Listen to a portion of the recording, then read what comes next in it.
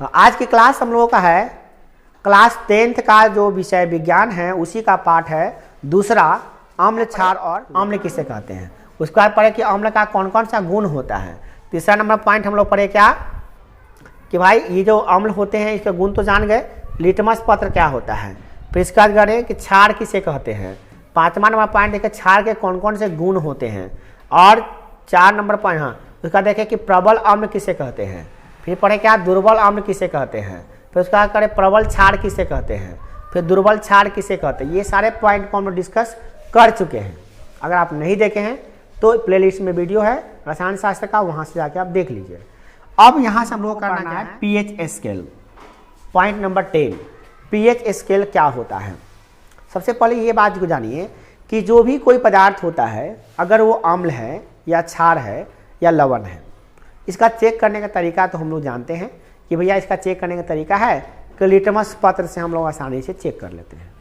और हम लोग कल ही पढ़े थे कि लिटमस पत्र में क्या होता है, उसका जो नेचुरल रंग होता है वो क्या होता है, नीला होता है। जैसे उस पर हम लोग अम्ल रखते हैं वो नीला से हो जाता है लाल। और लाल लिटमस पत्र पर अगर हम क्षार को रखते हैं तो पुनः वो क्या आता है, नीला हो जाता है। तो लिटमस पत्र से तो हम जान गए कि भैया ये अम्ल है कि क्षार है। और उदासीन पदार्थ अगर होगा तो न तो लाल को नीला करेगा और न ही नीला को लाल करेगा, उदासीन पदार्थ को नहीं करेगा। 3 प्रकार के पदार्थ पूरे धरती पे इस कैटेगरी के पाए जाते हैं। पहला अम्ल, दूसरा क्षार और तीसरा लवण। अम्ल जो होता है वो क्या होता है, खट्टा होता है।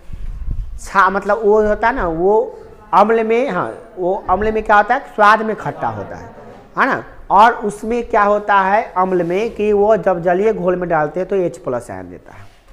क्षार में देखें कि क्षार में क्या होता है भैया, क्षार में जो होता है उसको जलीय विलयन में डालेंगे तो OH- आयन देगा। क्या देगा, OH- आयन देगा।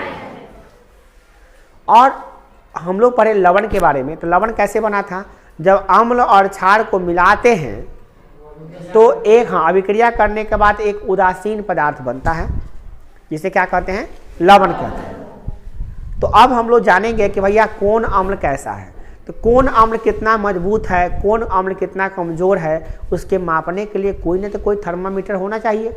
जैसे हम लोग को बुखार लगता है तो मापने के लिए थर्मामीटर की आवश्यकता पड़ती है ना, उसी प्रकार से कोई अम्ल कितना बड़का अम्ल है, यानी कितना प्रबल अम्ल है, कौन कितना दुर्बल अम्ल है, या कौन अम्ल नहीं है क्षार है, कौन कितना कैसा क्षार है, ये सब पता करने के लिए कोई ना स्केल, कोई ना कोई चीज़ तो होना चाहिए डिवाइस।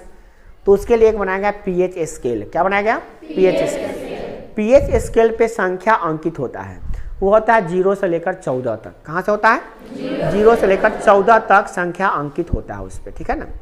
और उस पीएच स्केल पर आप देख सकते हैं कि कौन अम्ल है कौन क्षार है, मतलब क्या उसका अंक से पता कर सकते हैं।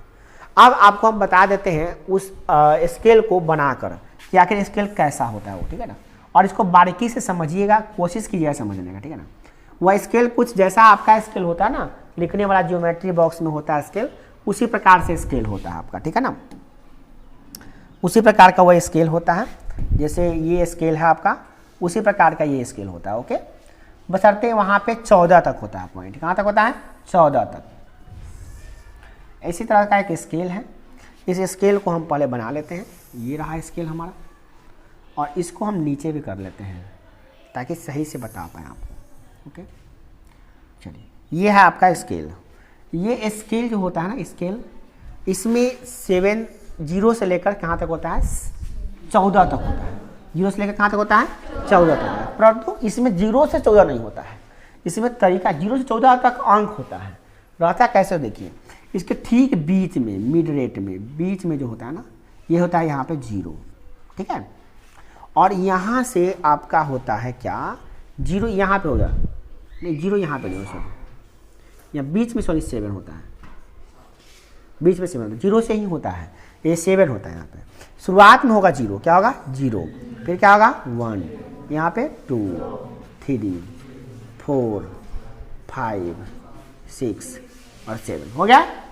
उसके बाद क्या होगा, फिर 8, एक लाइन से ही होता है, मिस्टेक हो गया हम, 10 है ना, 11, 12, 13, और लास्ट में हो गया आपका 14, हो गया 14। ओके, 14 तक इसमें अंक रहते हैं, 1 से लेकर 14 तक। अब इसमें क्या कैटेगरी होता है कि 1 से लेकर आपका जो 7 तक होगा ना, 7 तक में तो थोड़ा कम है ना, 7 तक नहीं, 7 से थोड़ा कम तक, ये सब क्या होता है? अम्ल। क्या होता है? अम्ल। ये अम्ल होता है, अम्ल। अम्ल को यही रह सकता है, एसिड, ठीक है ना, ठीक। और यहाँ जो होता है ना, ये 7 जिसका पेज का मान होता है, ये होता है उदासीन। क्या होता है? उदासीन। उदासीन, उदासीन ना तो अम्ल होता है ना ही क्षार होता है। और ये जो होता है, हाँ यूँ कह सकते हैं लवण होता है, कह सकते हैं उदासीन लवण होता है। क्या होता है? लवण भी कह सकते हैं इसको, ठीक है ना, क्योंकि लवण उदासीन होता है ना। और जो 7 से ज़्यादा होगा, 7 से ज़्यादा होगा और 14 तक होगा, वो क्या होगा आपका? क्षार। क्या होगा आपका? क्षार, ठीक है ना, यानी कि बेस। क्या होगा आपका? बेस। बेस। ओके, अब ये बात को आप गांठ बांध लीजिए कि अम्ल किधर होता है? अम्ल के पीएच का मान, जो पीएच होता है ना, ये पीएच का मान है, पीएच का मान, पीएच मान, पीएच का मान, सॉरी पीएच मान नहीं, पीएच का मान। तो अम्ल के पीएच का मान कितना होता है? 7 से कम। मतलब अम्ल जो भी होगा ना, जो भी अम्ल होगा ना, देखिए यहाँ जो भी अम्ल होगा उसके पीएच का मान कहाँ से होगा? तो 0 से लेकर, और इसका जो अम्ल होगा ना उसका पीएच का मान, अम्ल का पीएच का मान, अम्ल का पीएच का मान 0 से लेकर और 7 से छोटा होगा। 0 या 0 के बराबर होगा, है ना, 0 से बड़ा भी हो सकता है या बराबर भी हो सकता है, मगर 7 से हमेशा क्या होगा? छोटा होगा। 7 नहीं होगा, 7 नहीं होगा। अम्ल के पीएच का मान 7 नहीं होगा, 7 से क्या होगा? छोटा होगा। वो 6.999 रहे, मतलब तो 7 नहीं होना चाहिए। 7 से थोड़ा भी कम हो, बट कम होना चाहिए। पूरा नहीं हो कोई बात नहीं, तो पूरा नहीं होना चाहिए कभी, हाँ पूरा कभी नहीं होना चाहिए, याद रखिएगा। 7 से हमेशा छोटा होना चाहिए। दूसरा है आपका उदासीन। जो भी उदासीन पदार्थ होगा, सीधी बात, उदासीन का तो एकदम सिंपल है। क्या होता है उदासीन का? उदासीन, उदासीन जो भी पदार्थ होगा उसके पीएच का मान कितना होगा? 7 होगा। कितना होगा? 7। और जो भी क्षार होगा, क्षार का सिस्टम क्या है? क्षार ये हमेशा 7 से बड़ा होगा। 7 से थोड़ा भी बड़ा क्यों नहीं होगा? थोड़ा नहीं, थोड़ा बड़ा ही होगा। और वो 14 तक होगा। कहाँ तक होगा? 14 के बराबर होगा या तो 14 से बड़ा होगा। 14 तक होता है, 14 तक होता है, 14 के बराबर भी हो सकता है या 14 से छोटा होगा, ठीक है ना, 14 या 14 से छोटा होगा। ठीक, क्या होगा? 14 या 14 से छोटा, ठीक है ना, याद रहेगा। अम्ल का पीएच का मान कहाँ से कहाँ तक होगा? 0 से 7 से कम तक, 0 से 7 से कम, 7 तक नहीं, 0 से 7 से कम। उदासीन पदार्थ का पीएच का मान 7 और क्षार के पीएच का मान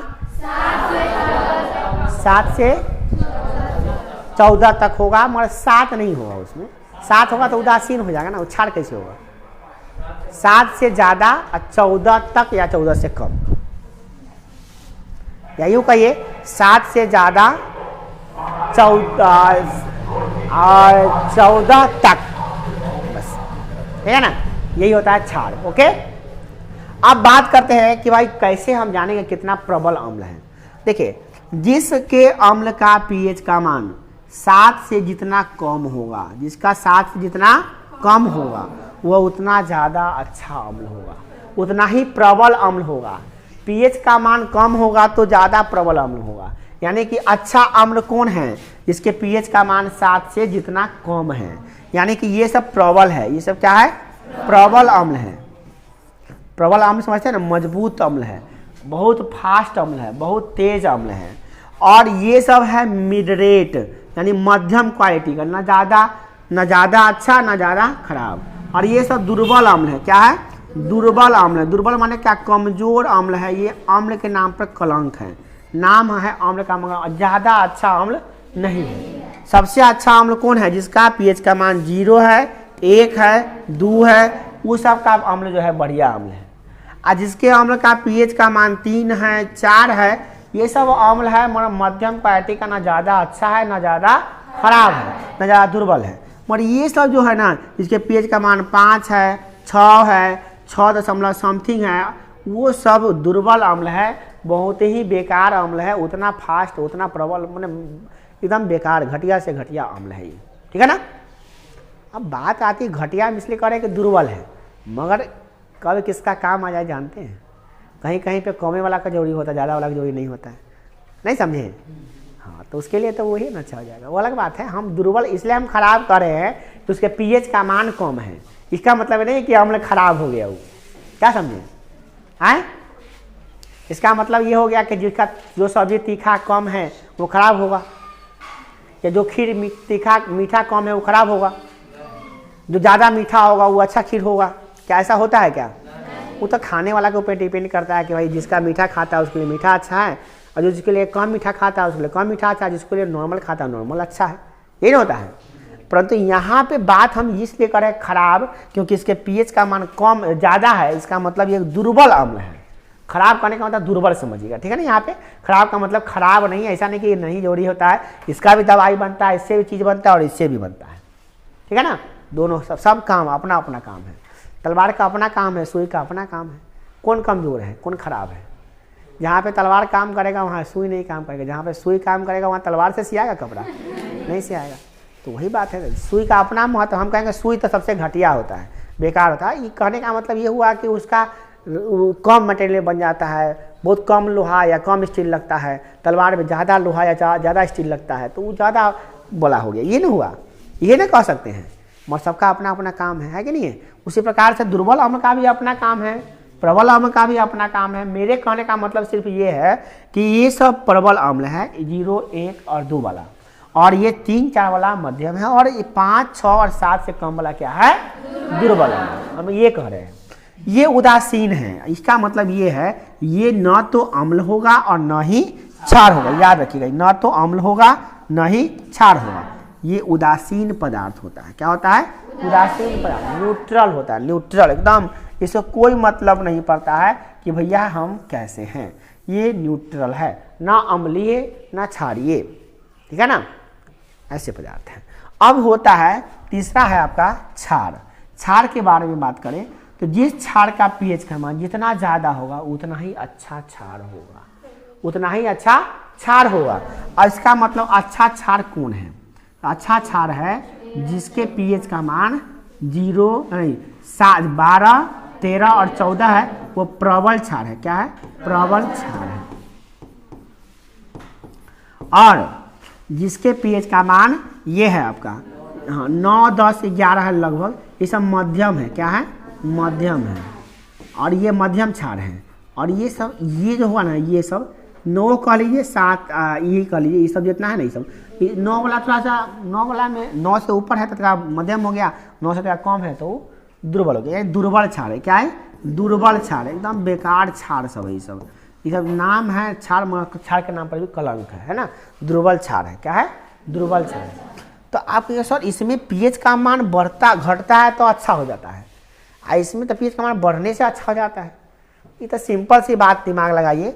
इसके लिए हम सीधे समझ सकते हैं कि एक रेखा है और ये है, ये क्या है? ये भूत है। क्या है?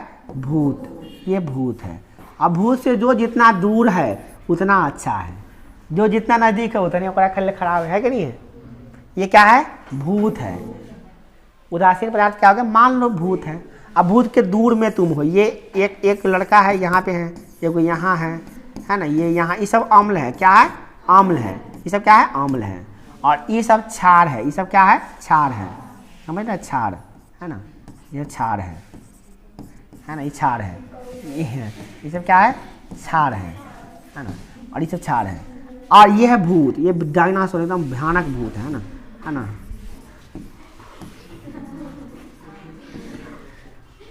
हाँ, ये भूत है। अब बताओ, भूत से जो ज़्यादा दूर होगा वही ना अच्छा होगा। तो भूत से ज़्यादा दूर, ये सब दूर है, ये सब क्या है? दूर है। इसका मतलब ये हो गया कि ये प्रबल अम्ल है। क्या है? इधर वाला तो अम्ल न होता है, इसको क्या कहते हैं? अम्ल। इधर वाला क्या कहते हैं? क्षार। तो कौन दूर है भूत से? तो ये सब दूर है, तो ये सब क्या? प्रबल है। क्या है? प्रबल है। इहो दूर है, क्षार है मगर दूर है, ये सब क्या है? प्रबल है। आई नजदीक में है, ये क्या है? दुर्बल है। ये क्या है? दुर्बल है। ये क्या है? दुर्बल है, क्योंकि इसका भाग जल्दी खाएगा। भूत आप खाएगा, भूख लगा तो किसको खाएगा? पहले इसको खाएगा ना तो इसको खाएगा। इसका भविष्य ऊपर ऐसे भी होने वाला है। क्या ये दोनों को पकड़ लिया, खाने के लिए तैयार है। पहले इसको खाएगा, फिर अगले 2-4 दिन के बाद फिर इसको खाएगा, पेट भरेगा तो है ना। फिर उसके बाद इसको पकड़ेगा, इसको पकड़ेगा, लास्ट में तो भाग हो जाएगा। क्या है ना। तो ये सब हो गया, ये सब प्रबल है। ये सब क्या है? प्रबल है। ये प्रबल क्षार और ये प्रबल आम्ल है ना। ये दुर्बल क्षार और ये दुर्बल आम्ल। अब बीच में क्या? उदासीन। ये ध्यान रहेगा। ओके सर, इतना का एग्जाम्पल दे रहे हैं क्योंकि इस पर क्वेश्चन बनता है। जो लोग बनाए होंगे, पाठ में देखे होंगे, क्वेश्चन इसी पे आया। इसको नहीं समझ आया तो क्वेश्चन ही समझ में नहीं आएगा आपको। समझ में आया? तो अब आपसे कोई पूछेगा तो जवाब आराम से आप दे सकते हैं कि कौन सा प्रबल है, कौन दुर्बल अम्ल है, क्या कौन किससे कितना मजबूत है, ये आराम से बता सकते हैं। भूत याद रखिएगा, रात को नहीं। अब देखिए, तो अब बात आती है पीएच स्केल के बारे में कि भैया है क्या और क्या इसका कुछ गुण भी है। तो इसका कुछ गुण है, इसका नोट्स के माध्यम से हम लोग जान जाएंगे। पहला क्या है? पीएच स्केल क्या है? पीएच स्केल के बारे में जानते हैं। पहले क्या करा है? वैसा स्केल जो अम्लता या क्षार की क्षारीयता, अम्ल की यहाँ छूट गया है, अम्ल की अम्लीयता या अम्लता, अम्ल की अम्लीयता और क्षार की क्षारीयता को अंकों में निरूपित करते या अंकों द्वारा निरूपित करती हो, उसे पीएच स्केल कहते हैं। अंकों द्वारा, क्या? अंकों द्वारा निरूपित करता हो उसे क्या कहते हैं? पीएच स्केल कहते हैं। मतलब कौन अम्ल कैसा है और कौन क्षार कैसा है, इसको निरूपित करेगा अंक के माध्यम से।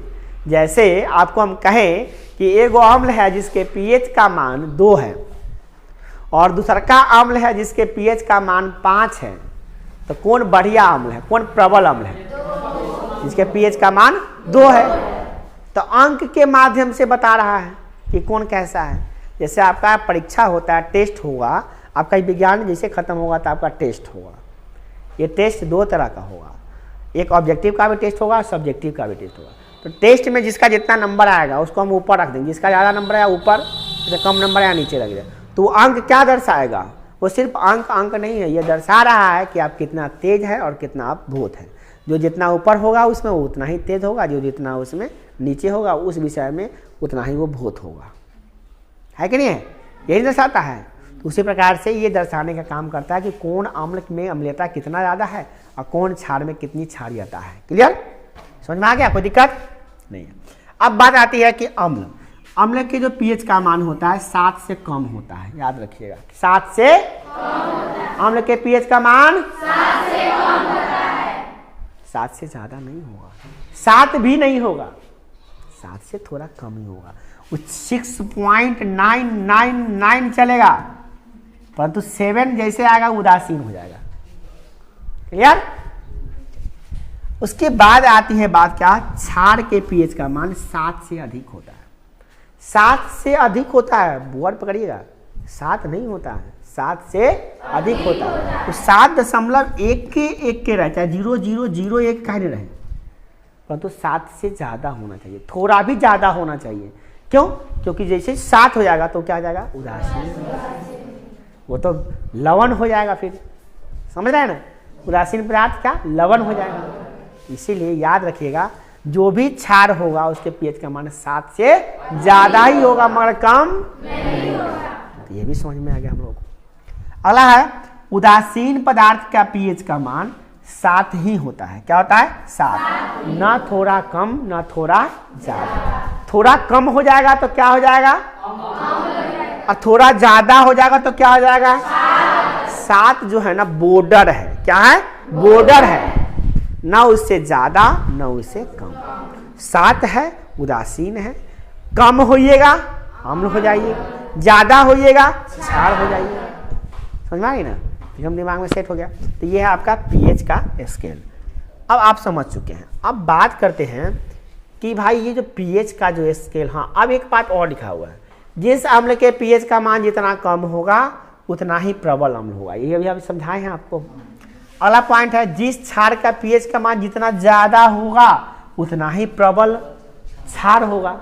ये बात भी समझ में आ गया आपको। अब बात करते हैं कि आखिर पीएच का जो स्केल है उसका उपयोग जो है ना क्या है, उसका महत्व क्या है, हमारे दैनिक जीवन में क्या उसका महत्व है तो क्या है, उन्हीं चीज़ों के बारे में हम लोग जानेंगे। तो पहला महत्व है पाचन तंत्र में पीएच का महत्व। क्या? पाचन तंत्र में पीएच का महत्व। आखिर जो हम खाना खाते हैं वो खाना कहीं ना कहीं तो पचता है, नहीं पचेगा तो फिर बाहर भी निकल जाता ऊपर में है ना, मुंह से ही निकल जाएगा ना, फिर नहीं पचेगा तो वो अनपच हो जाएगा। अनपच भोजन जो है ना वो मल द्वार से ना होकर मुंह से ही निकल जाता है, जो कहते हैं उल्टी। क्या कहते हैं? उल्टी हो जाएगा। नहीं पचेगा तो उल्टी होगा, पच गया तो बाथरूम होगा, नहीं पचा तो उल्टी होगा, यही ना होगा। खाना जो खाओ उसको तो निकलने का साधन दो भाई, या तो आप बाथरूम से आओ नहीं तो उल्टी करो। अब उल्टी कब होगा? उल्टी तब होता है ना जब पीएच का मान संतुलित नहीं होता है। हमारा जो पेट है ना, पेट में जो अमाशय है ना, अमाशय में क्या होता है, हाइड्रोक्लोरिक अम्ल निकलता है। हाइड्रोक्लोरिक अम्ल जब हम खाना खाते हैं ना तो खाना तरह तरह की चीज़ खाते हैं, कुछ अम्लीय खाते हैं, कुछ क्षारीय खाते हैं, तरह तरह की चीज़ों को खाते हैं। मगर पेट में जाने के बाद वो अम्लीय हो जाएगा और अमाशय में जाने के बाद क्या हो जाएगा, अम्लीय, खट्टा। कभी किसी को उल्टी हुआ है? उल्टी कैसा होता है, खट्टा होता है कि मीठा होता है? तुम खीर खाओ, आम खाओ, मीठा मीठा चीज़ खाओ, खट्टा नहीं खाओ, मगर उल्टी कैसा होगा, खट्टा ही होगा। कभी सोचते नहीं हो खाते बड़े मीठा मीठा है मगर उल्टी बड़ा खट्टा होता है, की बात है, सोचने की बात है। अब उल्टी का स्मेलिंग इतना खराब होता है, इतना खराब होता है। आप अम्ल नहीं देखे ना, उल्टी होने के बाद वो अम्ल निकलता है, लार नहीं निकलता, मार के 10 सना हुआ रहता है, देखते नहीं है। खाना खाए सो ऐसा एकदम मिला हुआ दाल भात सब्जी छिटाल है, वो क्या है, उसमें एक चीज़ मिला हुआ है, गाढ़ा गाढ़ा पदार्थ, उजला उजला, वो क्या है, अम्ल है, वही है हाइड्रोक्लोरिक अम्ल। तो आप तो खाए नहीं ना है, तो कहाँ से निकला है? ये पित्ताशय में है ना, पित्ताशय में रखा हुआ रहता है। हमारे शरीर में पित्ताशय है, उसी पित्ताशय से वो अम्ल निकलता है, हाइड्रोक्लोरिक अम्ल, जो अमाशय में रहता है, अमाशय के दीवारों से निकलता है। जब उसमें जाता है तो वो खाना को क्या कर देता है, अम्लीय, और वो खाना आराम से डाइजेस्ट हो जाता है, पच जाता है। अगर वो नहीं निकलेगा ना खट्टा खट्टा अम्ल, तो उससे दो हानियाँ होगी। पहला तो खाना पचेगा नहीं, और दूसरा जो खाना आप खा रहे हैं उसमें कीटाणु जीवाणु भी तक खा जाते हैं ना आप। हम कीटाणु जीवाणु भी खाते, कितना भी खाते हैं तो उसमें कीटाणु जीवाणु रहता है। देखने के लिए तो यहाँ भी कीटाणु जीवाणु नहीं है, वहाँ माइक्रोस्कोप लगा के देखेंगे तो ऊपर कीटाणु जीवाणु है। हाथ पर कीटाणु जीवाणु दिखाई नहीं दे रहा है कि नहीं, ठीक तो है, साफ तो है, हाथ तक अच्छा है, वो तो इसी हाथ को आप जब देखिएगा किससे, माइक्रोस्कोप लगा के देखिएगा भाई कितना कीटाणु जीवाणु है, कैसे दिखाई दे रहा है। कीटाणु जीवाणु है वो बहुत छोटा दिखाई नहीं दे रहा है। तो खाना भी तो खाते हैं उसमें कीटाणु जीवाणु होगा। जब हाथ को आप साबुन से धो के आते हैं तो भी कीटाणु जीवाणु रह जाता है। सोचिए, धोने के बाद भी कीटाणु जीवाणु है। अब सोच लीजिए कि खाना पर कितना होगा, समझ रहे हैं ना। तो खाना पे कीटाणु जीवाणु होता है, अब उसको हम खाते हैं, कीटाणु जीवाणु खाएंगे, जो कीटाणु हैं वो जाएगा तो शरीर में तो हानिकारक होगा ना, हानिकारक होगा, बीमारी फैला देगा। तो कोई न कोई उसको मारने के भगवान जी क्या गॉड गिफ्टेड कर दिए कि HCl बना देते हैं पेट में ही, वो निकलेगा और जितना कीटाणु जीवाणु होगा वो इतना ना खट्टा रहता है अम्ल, कोई में खट्टा से मर जाता है बेचारा, मर जाता है।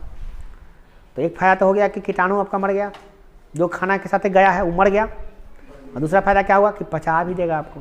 तो पीएच का मान संतुलित रहेगा। अब होता क्या है, कभी कभी हम लोग ज़्यादा खाने के चक्कर में या जल्दी जल्दी खाने के चक्कर में, या अभी अभी खाए हैं भोज, दोबारा खा लेते हैं, त्योहारा खा लेते हैं, अब बराती आएगा तो बरातियों में खा लेंगे, गाँव वाला में भोज जाए। खाने के चक्कर में क्या होता है, हम लोग खाते जाते देखते हैं कि पेट है, मशीन थोड़ी ना है, यहाँ के धले जाइए, यहाँ आटा पीसने वाला मशीन है, धड़िए ऊपर से पिछले जाएगा, समय लगेगा, थोड़ा समय दीजिए। खाना को यहाँ से यहाँ तक जाने में भी समय लगता है, कम से कम 4 घंटा तो लगता है। अब यहाँ खाना खाए हैं तो यहाँ तक 4 घंटा जाएगा, फिर उसको बाहर निकालिएगा 5-6 घंटा में, तब न डालिएगा। अभी यहाँ से यहाँ तक गए किया कि और ऊपर डाल रहे हैं ज़्यादा डालिएगा ना तो उतना अम्ल नहीं निकलेगा कि उसको डाइजेस्ट कर पाएगा। तो फिर आपका खाना ज़्यादा है, अम्ल कम निकलेगा तो डाइजेस्ट होगा, तो आपका पेट ढटना शुरू हो जाएगा, पेट दुखाना, बाबू बाबू चिल्लाइएगा कल, बाबू बाबू बराती गिल खैली कथी न कथी, हालत खराब है। तो आप खाए हैं मिठाई, ऊपर नाश्ता किए हैं, तेरा डांसो नहीं किया, जाके बैठ गए हैं खाने। डांस उस करते तब ना, नागिन डांस कीजिए, वही में बीन बजाइए तब ना जाकर पचेगा खाना। खाना नाश्ता किया दौड़ के चले गए खाना खाने, है ना। तो नागिन डांस कीजिए, हाँ ना, तो पिपी बजाइए, ना कीजिए ना करके नागिन, तो नागिन डांस करिए तब ना पचेगा खाना होना क्या। तो अभी नाश्ता किए हैं, खाना खा रहे हैं, आओ डब्बा में बैठ के आए हैं, नाश्ता किए हैं, चुपचाप बच्चा के भी गए हैं, फिर बैठ के खाना खा लिए हैं, फिर डब्बा में बैठ के चल जाए घरे, तो कोई पचेगा खाना। खाना पचने का भी नियम ना होता है, और उतना लेट से खाइएगा 2 बजे 1 बजे कभी खाना पचेगा, वो टाइमिंग होता है उसका। तो ये सब हो गया। अब क्या होता है, खाना पचता नहीं है तो क्या होगा, कल हो के आपको फिर पेट का शिकायत होगा। अक्सर शादी के बाद लोगों का पेट खराब होता है, अक्सर, क्योंकि लेट से खाना, टाइम पे नहीं खाना, क्योंकि खाना स्वादिष्ट बनता है, शादी का मतलब खाना स्वादिष्ट गमकौआ बनता है, उसके बाद पेट उतने महकौआ होता है। जितना खाइएगा गमकौआ उतने होगा महकौआ, इसलिए कम खाइए गमकौआ, थोड़ा कम खाइए। स्पेशली खाना जो खाइए सादा खाना ही खाइए, ज़्यादा गमकौआ खाना मत खाइए, दिक्कत हो जाएगा। तो वो सब पचता नहीं, उसमें अम्ल का मात्रा उसको नहीं डाइजेस्ट कर पाएगा। तो पीएच का मान बहुत मायने रखता है। अगला क्या है, अम्ल का प्रयोग हम लोग बर्तनों को धब्बे छुड़ाने के लिए करते हैं। वो छूट गया, अच्छा। पीएच का परिवर्तन दांतों पर प्रभाव होता है। कभी कभी इमली खाए होइएगा आप लोग, या खटाई खाते होइएगा आम का, ज़्यादा मत सोचिएगा ना तो मुँह में पानी आ जाएगा। आज मोला खट्टा खट्टा। तो अब ये सब सोचिए कि मुँह में पानी आ जाएगा, आप रोकिएगा नहीं, रुकाएगा, घबराइए नहीं, आ गया कोई बात नहीं, निकल लीजिए पानी, चुपचाप निकल लीजिए।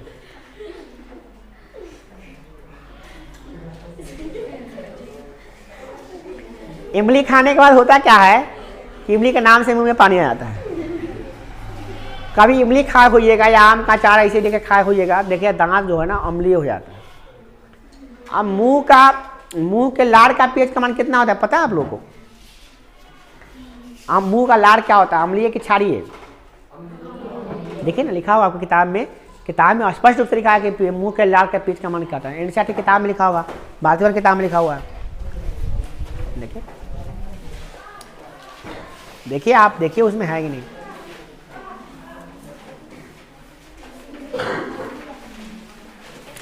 लार के पीएच का मान कितना है उसमें लिखा हुआ, सबका पीएच का मान।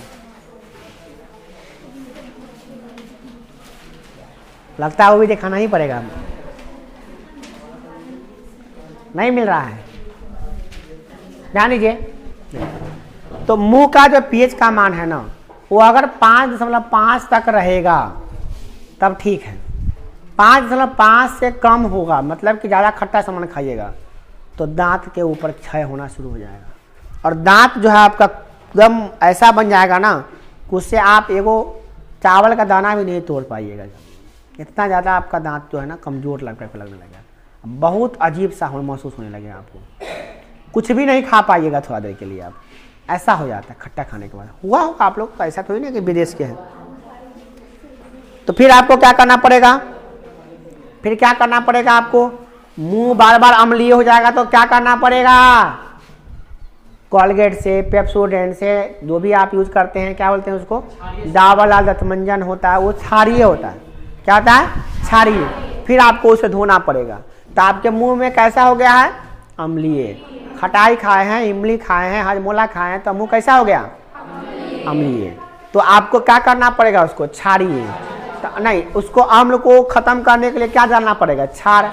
तो जितना भी आपका पेप्सोडेंट होता है, जितना भी आपका दंतमंजन होता है, सब क्षारीय होता है। क्या होता है, तो जैसे आप दांत धोइएगा, धीरे धीरे हल्का हल्का दांत पर रगड़िएगा, पेप्सोडेंट रखिएगा, कोलगेट जो भी चीज़ रखिएगा, तो उससे क्या हो जाएगा आपका क्षारीय। अम्ल क्षार में अभिक्रिया होगा, लवण बनेगा, जल बनेगा, तो कुला उला कर लीजिए, मुँह साफ होगा, फिर ठीक हो जाएगा, है ना। 2-3 बार धोना पड़ेगा, जितना ज़्यादा खट्टा किए उतना ज़्यादा कम करना पड़ेगा उसको, जितना है ना, तब ना होगा। तो ये तरीका है। अगला क्या है, तीसरा नंबर पॉइंट क्या है, देखिए बर्तनों, अम्ल के प्रयोग से बर्तनों के धब्बे छुड़ाना। जो होता है ना आपका पितलिया बर्तन, तांबा के बर्तन, उस पर संक्षारण होने के कारण से थोड़ा सा हल्का नीला कलर का या काला कलर का धब्बा लग जाता है। और उससे साफ करने के लिए सुनते होइएगा, जो पितलिया बर्तन पे कुछ दाग उग लग गया है तो नींबू के रस से साफ कीजिएगा तो साफ हो जाएगा। नींबू का रस खट्टा होता है और वो अम्ल होता है। क्या होता है, अम्ल होता है। हाँ, नींबू के रस का पीएच का होता है 2.5। कितना होता है, 2.5। और समझिए नींबू के रस का पीएच का मान कितना है? अब 2.5 बताइए अच्छा अम्ल है कि बुरा अम्ल है? क्या था? नींबू का रस का 2.5 लिख लीजिए, कोई बात नहीं है, उतना कोई नहीं है। नींबू भी तो कई प्रकार का होता है, थोड़ा खट्टा ज़्यादा होता है, कोई कम होता है, घबराने की बात नहीं है। उसलिए कोई घबराइए नहीं कि 2.5 है तो कहीं 2.6 भी हो सकता है, 2.1 भी हो सकता है, क्योंकि नींबू भी खट्टापन कम में सब में अलग अलग होता है ना। कच्चा आम खट्टा होता है, सब आम खट्टे होता है कच्चा में? सब नींबू खट्टा ही नहीं होता, पूरा खट्टा होता है, कोई ज़्यादा खट्टा होता है, कोई कम खट्टा होता है। अब बात करते हैं कि अगला, हाँ तो उसे साफ करिएगा तो वो छार लग गया है, उसको आंवले से साफ किया तो खत्म हो जाएगा। जो आपका जो सुनो ध्यान दो, बर्तन के ऊपर जो जंग लगा है वो क्या है? क्षारीय है। क्या है? क्षार कैसे खत्म होगा? आंवले से। आंवले कभी खत्म होगा? क्षार से। तो बर्तन पे क्षारीय लग गया है तो आंवले से साफ कीजिएगा ना। कोई नींबू का रस आराम से मिल जाता है, उसको बाटी में गाड़िए, उसको बर्तन धोने वाला छार से साफ कीजिएगा, पूरा चकाचक हो जाएगा। बर्तन पुतरिया बर्तन पूरा चमचमाने लगे, दादी के ज़माने का बर्तन भी चमचमा जाएगा आपका। दादी रखिए पोती के लिए पितरिया, लोटा, बाटी, सब चकाचक फर्स्ट क्लास। और क्या देखिए, मिट्टी के पीएच का मान क्या? मिट्टी के पीएच का मान लगभग 7 होता है। कितना होता है? लगभग कितना होता है? मिट्टी के पीएच का मान याद कर लीजिएगा, मिट्टी के पीएच का मान कितना होता है? 7 होता है। किसका? मिट्टी का। अब इसमें होता क्या है? लगभग 7 होता है। होता क्या है कि बार बार हम क्या करते हैं कि जब इस मिट्टी में हम लोग अलग अलग प्रकार के खाद डालते हैं, अलग अलग प्रकार की चीज़ होती, यूरिया, पोटास, डीएपी, रंग बिरंग का जो है ना उर्वरक डालते हैं, तो उससे क्या होता है? उसका पीएच का मान गड़बड़ा जाता है और हो जाता है क्या? क्या आता है? ये अम्लीय हो जाता है ना, अम्लीय हो जाता है। क्या होता है? इसमें ज़्यादा उर्वरक मिलाने से क्या आता है? या ज़्यादा पानी पड़ने से भी अम्लीय हो जाता है। तो अम्लीय वर्षा होती है, वर्षा का पानी जाएगा तो वो अम्लीय कर देता है। तो आपका मिट्टी होना चाहिए 7 माने क्या? उदासीन। अम्लीय होगा तो 7 से इसका पीएच का मान कम जाएगा, 7 से कम जाएगा। मान लीजिए कि 6.5 हो गया तो इसको चाहिए कितना? 7। और अम्लीय हो गया है तो आपका वो मिट्टी पे आपको अन्न उपज भी नहीं करेगा, कम उपजेगा। तो सोचिए भैया खेत में क्या हो गया, इतना खेत में खाद पटाते हैं, उपजे नहीं हो रहा है क्योंकि आपका खेत हो गया अम्लीय। तो उसको मिलाना पड़ेगा क्षार। तो उसमें क्या मिलाना पड़ेगा? क्षार। तो उसमें क्या होता है? जो चूना पोतारा वाला था, कैल्शियम कार्बोनेट, और क्या होता है? और क्या मिलाते हैं उसमें?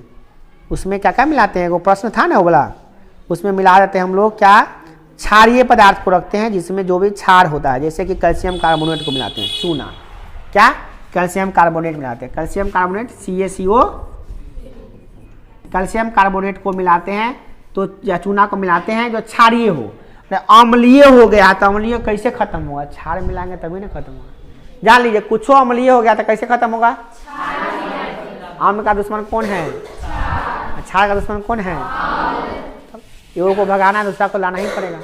अब नेवला को देखें, सेपनाउर और सांप एक दूसरे का दुश्मन होता है। और सांप है 2-3 वो आ गया इलन, भगाने के लिए नेवला को लाना पड़ेगा। नेवला लाइएगा, जैसे नेवला आएगा मतलब कि वो क्या बोलते, सेपनाउर आएगा, सांप देके रफा चक्कर भागना शुरू कर देगा। ज़्यादा सेपनाउर आ गया तो ज़्यादा फिर सांपों से, सांप से भी सेपनाउर भागता है, मतलब एक दूसरे का दुश्मन है, जाने दुश्मन हो एक दूसरे का। क्या है? कभी भी सेपनाउर सांप को देखना नहीं चाहता है, सांप सेपनाउर को देखना चाहता है, दोनों एक दूसरे का दुश्मन है वो, है ना? है कि जानते कि नहीं जानते? ये सब होता है। तो अब यहाँ पे बात आ रही है क्या? उसी प्रकार से एगो है अम्ल, एगो है क्षार, एक दूसरे का दुश्मन है। अम्ल आ गया है तो क्षार मिला दीजिए, क्षार ये हो गया है तो अम्ल मिला दीजिए, अपने दोनों भागेगा। और दोनों मिलने का क्या बनता है? लवण। तो ये अभी मिट्टी में क्यों मिला दे, समझ में आ गया? क्योंकि मिट्टी के पीएच का मान 7 होता है, परंतु ज़्यादा पानी पटने से या ज़्यादा उर्वरक डालने से वो अम्लीय हो जाता है। पुनः अम्लीय को क्षारीय बनाने के लिए उसमें क्षारीय पदार्थ को मिलाया जाता है, ताकि क्षार मिलेगा तो अम्ल और क्षार अभिक्रिया कर लेगा और हो जाएगा उदासीन पदार्थ बनाएगा। फिर उसके पीएच का मान 7 हो जाएगा, मिट्टी ठीक हो जाएगा, फिर उसमें खेती बाड़ी होने लगेगा। ऐसा में चलिए अगला पॉइंट है कि भैया कि प्रकृति द्वारा, हाँ यहाँ पे पीएच और जलीय जीव, जितने भी जलीय जीव होते हैं, जलीय जीव कराया जल का पीएच का मान एक निश्चित सीमा के अंदर रहने पर उसमें वास करने वाले मछलियां एवं जीव सुरक्षित रहते हैं। अम्ल वर्षा एवं अम्लीय वर्षा का नदियों का पीएच का मान कम हो जाता है तो जलीय जीवों का संकट में पड़ जाता है। देखिए नदी या तालाब में जो पानी है, वो पानी में जो जीव हैं, जो मछलियां हैं, वो मछलियों को भी जीने के लिए क्या चाहिए, जो चीज़ चाहिए वो उचित मात्रा में चाहिए। वैसा नहीं कि अम्ल ज़्यादा हो या क्षार ज़्यादा हो, उसका भी जलीय जीव मतलब क्या, जल में रहने वाले जीव जो होते हैं उसका भी सिस्टम होता है ना। अब ज़्यादा अम्लीय वर्षा होगा तो पानी अम्लीय हो जाएगा, ज़्यादा पानी अम्लीय हो जाएगा ना तो इनका जीना मुहाल हो जाएगा। इसका पीएच का मान लगभग 7 होता है ना, तो 7 से थोड़ा मोड़ा कम होता है या 6 से 6.5 के बीच में होता है, यानी 6.5 से 7 के बीच में होता है। अब इससे कम कीजिएगा तो फिर दिक्कत होना शुरू हो जाता है। कोई भी तालाब पानी शुद्ध थोड़ी ना होता है। शुद्ध जल के पीएच का मान 7 होता है, याद कर लीजिए, एकदम दिमाग में सेट कर लीजिए। शुद्ध जल के पीएच का मान 7। कोई जल शुद्ध है कि नहीं चेक कैसे करेंगे हम लोग, उसका पीएच का मान 7 देखेंगे क्या, हाँ वो तो है 7 होगा। पीएच का मान कितना होगा 7। याद कर लीजिए, परीक्षा में क्या पूछ चुका है, शुद्ध जल का पीएच का मान कितना होगा 7 होता है। याद रखिएगा, बहुत काम का चीज है ये, न 7 से ज़्यादा न 7 से आपको पता नहीं है तो जान लीजिए, अधिकांश के जितने चापाकल है ना 7 नहीं होगा पीएच का मान, तो शुद्ध जल नहीं निकलता। थोड़ा ना तो अम्लीय होगा ना थोड़ा क्षारीय होगा, या तो अम्लीय होता है क्षारीय नहीं। सबका पीएच का मान लगभग 7 से थोड़ा कम होता है, इसीलिए उसको बिस्लहरी में डाल देते हैं क्या, फिल्टर में, ताकि उसका उदासीन बना दें। फिल्टर वाटर जो होता है उदासीन कर देता है उसको। तो समझ में आ गया। तो पानी के पीएच का मान कितना होता है, सब पानी का नहीं, शुद्ध जल का। परंतु अम्लीय वर्षा होने से हो जाता है अम्ल, तो मछली का जीवन हो जाता है संकट में, मछली मरना शुरू हो जाता है, अपने आप मरना शुरू हो जाता है मछली सब। तालाब में नदी में मछली अपने आप मरेगा, क्योंकि उसका जितना चाहिए उतना चाहिए भाई। अगला पॉइंट है इसका, प्रकृति द्वारा उदासीनीकरण की व्यवस्था। प्रकृति ने जितनी भी चीज़ें बनाई है ना, जितने भी चीज़ें बनाई है ना, उसमें उदासीन करने का सिस्टम बना दिया है, एकदम तय है। नेटल कई स्थानिक नामों से जाने जाते हैं, यथा बिच्छुत उसकुत्सी। नेटल एक झाड़ी में उगने वाला पौधा है, इसके पत्ते में डसने वाले रोए होते हैं, अचानक सूख जाने से चमड़े में खुजली होती है और यह खुजली रोए द्वारा मेथोनोइक अम्ल फॉर्मिक अम्ल का स्राव होता है। इससे खुजली उपचार हेतु डॉक पौधे की पत्ती से खुजाने वाला। देखिए यहाँ पे होता क्या है, नेटल, नेटल का नाम सुने हैं, नेटल, कबाच जानते हैं, कबाच, कबाच, कवचुआ सेम भी होता है, तो कबाच होता है वो, कबाच।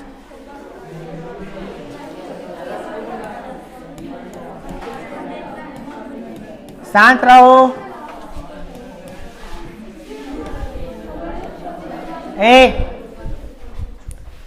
पहले क्या होता था, बारात की शादी के सीजन में होता था क्या कि जितनी भी औरतें थी ना, वो अक्सर क्या करती थी, सरेहा में घास करने आती थी, देखती है फलनामा के बेटी की शादी है ना, तो कबाच लेके आती थी जला में रख के।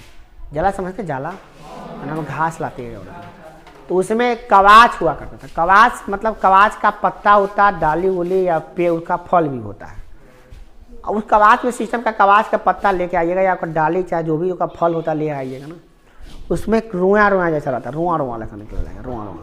और रुआ सटा देंगे ना कोई शरीर में तो पूरा बड़बड़ा के एकदम हुआ ना करेगा, हुआते मर जाइएगा आप, बाप चिल्लाइएगा, बाप चिल्लाइए। इतना ज़्यादा वो अम्लीय, वो क्या करता है, उसका रुआ में होता है, जाता है मेथेनोइक अम्ल को प्रवाहित करने लगता है। जैसे मेथेनोइक अम्ल प्रवाहित होने लगता है, फॉर्मिक अम्ल का स्राव करता है, फॉर्मिक अम्ल शराबित होने लगता है। मेथेनोइक अम्ल कहिए चाहे फॉर्मिक अम्ल कहिए, वो शराबित होने लगता है शरीर में, त्वचा में। इतना खुजली मचेगा ना, आपको बाप चिल्लाइएगा, खुजली करते करते मर जाइएगा, मरिएगा नहीं मतलब खूब हालत खराब हो जाएगा आपको। तो पहले जब बराती लोग आते थे ना, तब बराती ठहरता था 2 दिन 3 दिन, तो क्या करता था, बराती सुतल रहता था, तो लड़का को दे दिया, बोले ये प्लास्टिक में रख लीजिए, हाथ प्लास्टिक पहना देता था हाथ में, ले जाइए वो रख दिए कर, कोनो धोती में तो कोनो अथी में, कोनो कुर्ता में, कोनो ऊपर कोनो नीचे। जब उठा ना उसे बाप रे बाप खुली करे कथने बोलो रे कबास ले बोलो भाग रहा पूरा भागा नदी में, डायरेक्ट धोती कुर्ता कूद के नदी में कूदा ना भाई, नदी में कूदिए खूब मारिए मिट्टी उट्टी खूब मल के दे हाथ में पूरा शांति कर बाप रे बाप भैंसी निकल रहा सब वही। जितना औरत सब रहेगी मजा लेती थी, कहते मजा लो बराती में खाए लगे। ये था बराती का सिस्टम पहले, कवाच हुआ करता था। कवाच नहीं कहता आओ ना तो कवाचे लगा देंगे हम। आप लोग देखते हुए कवाच कवछुआ सेम देखे हैं, कवछुआ सेम बिकता है, कवछुआ सेम मार्केट में उसी टाइप का कवाच रहता है। कभी कभी तो कवाच को ही कवछुआ सेम बना कर कोनो कोनो बेच देता बाजार में, जब खा जाए तो जीभ हुआएगा। वही प्रजाति का होता है, वही प्रजाति का होता है, मगर वो थोड़ा कम हुआता है, इसीलिए उसका त्वचा हटा दीजिए और सब्जी बना के लोग खाता है उसका। बट कबाच जो होता है ना, उसका हिम्मत नहीं है कि आप सटा लीजिए सही में। उसमें क्या होता है, अम्ल को, अब उसी प्रकृति में एक पौधा है जो अम्ल को प्रभावित करता है, और उसी प्रभावित में पौधा है एक डॉग पौधा। अब कबाच को हुआ रहा है तो डॉग पौधा को तोड़ के लाइएगा, उसका पत्ता का रस चुआ दीजिएगा ऊपर, कहेगा वो क्षार होता है, वो पूरा अम्ल को खत्म करेगा, आप ठीक हुआ ना, ठीक हो गया। तो प्रकृति ने बनाया है अगर अम्ल, तो प्रकृति में बनाया है क्षार। प्रकृति ने जो बीमारियां पैदा की है उसका इलाज भी ढूंढ के रख दिया है। याद रखिएगा, nature is a good healer, कहा था अंग्रेजी में, nature is a good healer. मतलब नेचर जो होता है ना, प्रकृति जो होता है ना, सबसे अच्छा उपचारक होता है, उससे अच्छा उपचार कोई दे ही नहीं सकता है। भगवान ने जो भी बीमारियां पैदा की, बीमारियां हैं जो प्रकृति में, जो भी बीमारियां हैं उस सबका उपचार प्रकृति में ही है। भगवान ने ऐसा ऐसा चीज बनाया है कि जो तुम्हारे बीमारी फैला सकता है, तो बीमारी को दूर भी भगा सकता है। समझ गया? तो एक पर एक चीज बना कर दे दिया। हाँ, इंसान उसको लालची है, इंसान उसको खत्म कर देता है, अलग बात है। तो यही है आपका ये चीज। अब है आपका लवण, वेरी वेरी इंपॉर्टेंट पॉइंट आपका लवण है। और फिर एक शुरू होता है नई क्लास, आप अम्ल क्षार और पढ़नी है। आप पढ़ने जा रहे हैं क्या? लवण। लवण क्या है? लवण के बारे में कोई पूछे क्या है लवण, तो अम्ल एवं क्षार की अभिक्रिया से, याद कीजिएगा, अम्ल एवं क्षार की अभिक्रिया से बने पदार्थ को लवण कहते हैं। अम्ल और क्षार से बने पदार्थ को क्या कहते हैं? लवण कहते हैं। तो इसको ऐसे लिख सकते हैं, जब अम्ल को क्षार के साथ अभिक्रिया कराते हैं तो एक उदासीन पदार्थ बनता है और जल बनता है, और उस उदासीन पदार्थ को क्या कहते हैं? लवण कहते हैं। तो लवण के क्या क्या गुण हैं? तो लवण का सबसे पहला गुण है कि यह उदासीन पदार्थ है, न इसकी अम्ल है और न ये क्षार है। दूसरा नंबर गुण है, लवण के पीएच का मान सामान्यतः क्या होता है? थोड़ा कम हो जाएगा तो थोड़ा सा वो अम्ले हो जाएगा, वो ज्यादा हो जाएगा तो क्षार हो जाएगा। बट लवण में ऐसा नहीं होता कि साफे साथे होता। थोड़ा सा ध्यान को रखिए इस बात को, सात है ना, तो सात से थोड़ा ज्यादा हो गया, थोड़ा कम हो गया तो ये लवणे कहलाता है, तो ये लवणे कहलाता है। अभी अभी जस्ट आपको पढ़ाए, 7 से कम होगा तो अम्ल, 7 से ज़्यादा होगा तो क्षार। मगर साफे नज़दीक में रहता है ना तो अम्ले जैसा होता है, साफे नहीं कह सकते ना इसको। कोई बच्चा बिल्कुल नहीं सुनाता है तो हम कहेंगे साफे भोदू है ना, मंद बुद्धि का बालक है। मगर जो बच्चा कभी कभी सुनाता भी है, अगर 10 को याद 100 को याद करने को दिए हैं, उसमें से 5-6 को सुनाया है, तो साफे भोदू नहीं कर सकते हैं, दिमाग है पढ़ता नहीं है। या यूँ कहिए कि उसको प्रेशर नहीं पनाता है, वो 2 छड़ी लगाएंगे तो समझ में आएगा तो याद करेगा वो। क्योंकि जब 5 को याद कर सकता है तब 100 को याद कर सकता है। हाँ, 5 को याद किया आधा घंटा में, तो 10 घंटा में याद करेगा ना उसको पूरा भैया, 20 घंटा में याद करेगा, 4 दिन में याद करेगा, याद तो कर सकता है ना वो। भोदू तो वह हो गया जिसको एको को याद ही नहीं हो रहा। और आज के दुनिया में कोई भोदू नहीं है जिसको एको को याद ही नहीं होता, ऐसा कोई नहीं। ऐसा बात होता तो नामो याद नहीं होता, कखगा भी याद नहीं होता, दुका दो भी याद नहीं होता, ABCD भी याद नहीं होता। याद होता मतलब है, तो उसी प्रकार से हम भोदू नहीं कर सकते इसको। गुस्सा में कहे अलग बात है, बट वो है नहीं। अब बात ये आती है कि 7 से थोड़ा कम भी हो जाएगा ना, आपको ये सर आप ही दूर बात बोलते हैं, देखिए बात हम बोल रहे हैं उसको बता भी तो रहे हैं ना। 7 से थोड़ा कम भी हो जाएगा, थोड़ा ज़्यादा भी हो जाएगा, तो ये वो अम्ल के कैटेगरी में, तो भी वो लवण के कैटेगरी में ही आएगा। परंतु तो याद रखिएगा 7 से कम वाला सब अम्ले होता है। थोड़ा नज़दीक में रहेगा 7 के तो कहिएगा चलो ना, है तो अम्ले मगर का लवण जैसा है। 7 से ज़्यादा हो जाता है तो क्षार, तो लवण जैसा है। ठीक है ना, समझ में आ गया? लवण का pH का मान 7 होता है। कभी थोड़ा कम थोड़ा ज्यादा हो सकता है, सापेक्ष क्रिया नहीं खाए हुआ है। रे यहां बात नहीं करो। अब है कुछ लवण के उदाहरण क्या है, sodium chloride NaCl, potassium chloride KCl, sodium sulphate Na2SO4, ये सब उसका कुछ लवण का उदाहरण है। अब है साधारण नमक से रसायन। आपका एनसीईआरटी में टॉपिक है साधारण नमक से रसायन। साधारण नमक जो हम लोग यूज करते हैं ना, वो क्या होता है, सोडियम क्लोराइड होता है। क्या होता है, क्या होता है, सोडियम क्लोराइड। इसी को कहते हैं क्या, साधारण नमक। बोले यार बात नहीं करो, पिटाई खाओगे, पानी भरो जाओ। साधारण नमक, ये साधारण नमक जो है ना, इससे कई तरह के चीज बनते हैं, कई तरह की चीज बनते हैं। वो रासायनिक चीज है, जो आप नमक खाते हैं ना, वो रासायनिक पदार्थ है। आपको पता नहीं है, जान लीजिए, रासायनिक पदार्थ है। बीपी हाई हो जाता है नमक नहीं खाना पड़ता है, पता है ना। असाधारण चीज होता था नमक, डॉक्टर कहता नमक नहीं खाइएगा, बीपी हाई है बढ़ जाएगा बीपी, है ना। नमक खाइएगा बीपी बढ़ जाएगा, कम खाइए चाहे नहीं खाइए। ज़्यादा बीपी हाई हो गया तो कहता नमक खाइए मत कीजिए, फीका चीज़ खाइए एकदम, है ना। पता कि नहीं पता, सुने हो कि नहीं सुने हो। नमक साधारण चीज, नाम इसका साधारण नमक, मगर साधारण है नहीं, बहुत इससे चीज बनता है। अभी नमक से क्या क्या चीज बनता है, उन चीजों को हम लोग जानेंगे अभी, है ना। देखिए परंतु जानिए क्या इसका अणुसूत्र क्या होता है, नमक का अणुसूत्र क्या होता है। जब हाइड्रोक्लोरिक अम्ल, पहला नोट क्या है, जब हाइड्रोक्लोरिक अम्ल एवं सोडियम क्लोराइड के विलयन को आपस में अभिक्रिया करते हैं तो क्या बनाते हैं, जल तथा लवण प्राप्त होता है। इस लवण को क्या कहते हैं, सोडियम क्लोराइड कहते हैं, और इसी का उपयोग हम खाना बनाने के लिए साधारण रूप में करते हैं। अब बात आती है कि नमक कैसे बना है लेबोरेटरी में। एक नमक तो बनता है समुद्र के पानी से। समुद्र के पानी लाइए, कहीं जमीन पे गड्ढा में छोड़ दीजिए, जब सूखेगा तो अपने आप नमक बन जाएगा। अब ऐसा नहीं है कि 10 किलो पानी लाया 10 किलो नमक बन जाएगा, ऐसी बात नहीं है। 10 किलो नमक, 10 किलो पानी, 10 लीटर पानी लेकर आइएगा, खेत में पटा दीजिएगा, तो धूप सूखेगा, धूप में सूखेगा तो वो नमक बने। हो सकता है 2 किलो 1 किलो नमक बने, समझे कि नहीं। समुद्र के पानी में नमक बनता है, तो हम लोगों का नमक वैसे ही बनता है। बट नमक जो है ना, लेबोरेटरी में भी बना सकते हैं। इसका मतलब क्या, प्रयोगशाला में भी नमक बनता है। कैसे बनता है वो बताया जा रहा है, ध्यान दो इधर, आपस में बात नहीं कर बुआ।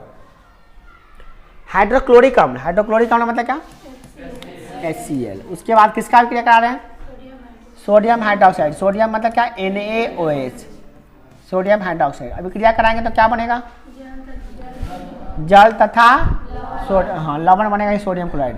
NaCl बनेगा, क्या बनेगा, Na प्लस H2O, क्या बनेगा, क्लियर। तो ये है क्या, हाइड्रोक्लोरिक अम्ल। क्या है, ये क्या है, सोडियम हाइड्रोक्साइड। क्या है, लिखा है सोडियम हाइड्रोक्साइड नहीं लिखल है। तो क्या बनता है, सोडियम क्लोराइड, और क्या बनता है, जल। यही ना नमक है, क्या है, नमक बनेगा नमक। इसको पैक करके बेच दीजिए। तो लेबोरेटरी में भी नमक को हम लोग बना सकते हैं। ऐसा नहीं कि ये समुद्र के पानी से ही बनता है, ये लेबोरेटरी में मतलब प्रयोगशाला में भी बना सकते हैं, कोई दिक्कत नहीं। अब अगला है रॉक साल्ट। क्या होता है, ये सुनते होइएगा, ये सेंधा नमक, रॉक साल्ट। ये नमक जमीन के अंदर खोदकर खादानों से प्राप्त किए जाते हैं। कहाँ से, खादानों से प्राप्त किए जाते हैं, ठीक है। ये जो प्राप्त किए जाते हैं, और इसमें लाल रंग के चिकनी मिट्टी के कण होते हैं जो अशुद्धिया के रूप में पाई जाती है, और इन्हीं के कारण से इसका रंग थोड़ा सा हल्का भूरा हो जाता है, लाल टाइप का हो जाता है। इसीलिए इसको हम लोग कहते हैं सेंधा नमक। जैसे कोयला के खान होता है ना, उसी प्रकार से सेंधा नमक का भी खान होता है, उसमें से काट के निकाला जाता है खान का, है ना। सेंधा नमक, काला नमक काफ़ी अच्छा लगता है, टेस्टी लगता है, जलजीरा की तरह खाने में लगता है।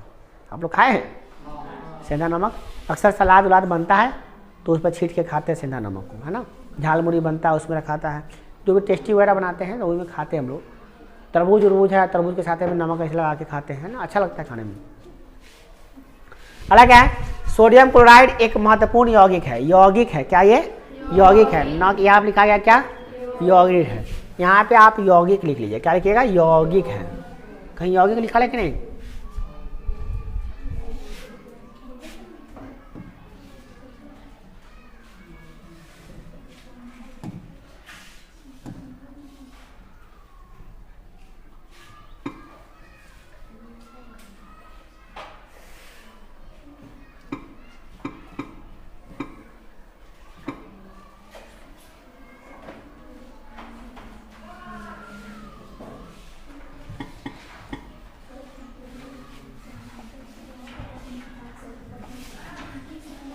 चलिए यौगिक है, चलिए समझ में।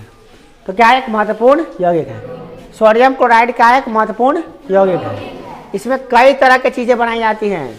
इन नमक से कई तरह की चीजें बनाई जाती हैं। अब उसमें सबसे पहला चीज जो है ना, वो हम लोग क्या पढ़ेंगे, हाइड्रोक्लोरिक अम्ल। क्या बनता है, हाइड्रोक्लोरिक अम्ल। ये याद रखिए, नमक से हाइड्रोक्लोरिक अम्ल बनता है, क्योंकि हाइड्रोक्लोरिक अम्ल से नमक बनता है, इसीलिए। ठीक है ना। नमक को जो हम नमक की अभिक्रिया करा देंगे किससे,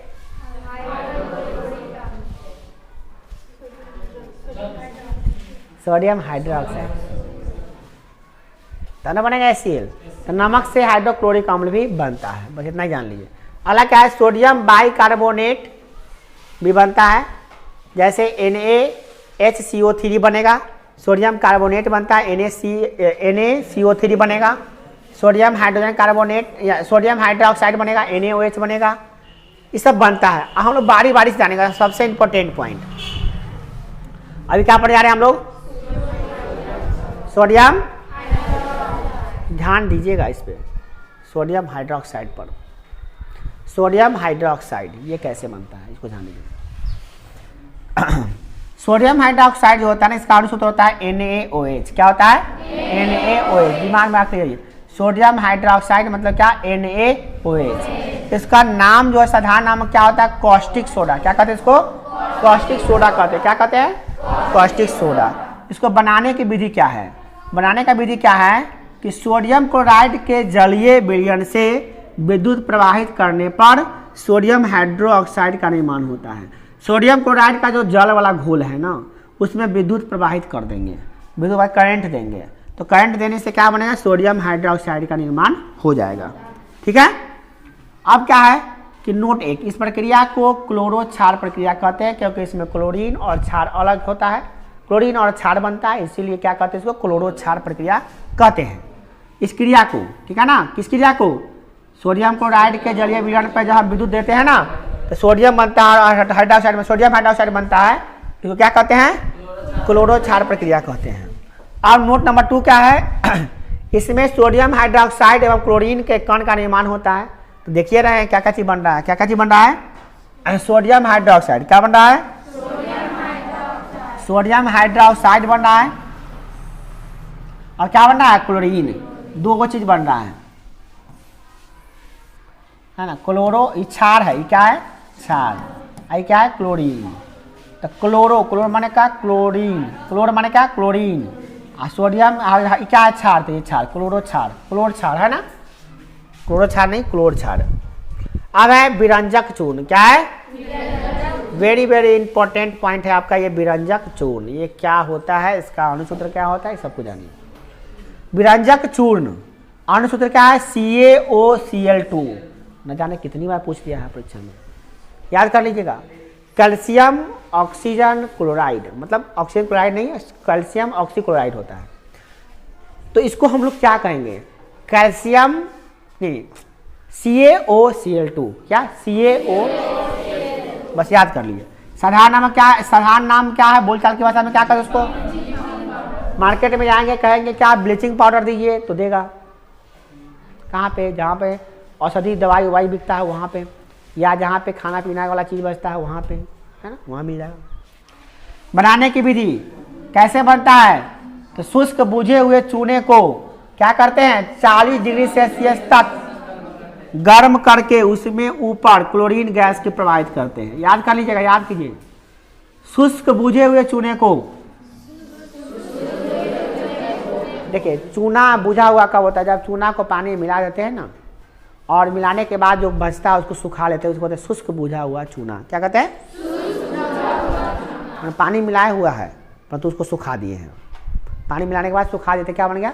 शुष्क बुझा हुआ चूना को 40 डिग्री सेल्सियस पे गर्म कर दीजिए। गर्म करिए, कर सकते हैं आप, कर सकते हैं इसको। गर्म करने के बाद उसके ऊपर क्या करिए? क्लोरीन गैस बहाइएगा, तो क्या बनेगा? विरंजक चूर्ण प्राप्त हो जाएगा। इसका गुण क्या क्या है? तो यह सफेद चूर्ण है। क्या है? क्या है? सफेद चूर्ण है। अब इस पे मत जाइए, इसको उतना लाइएगा तो हो जाएगा। क्या गया?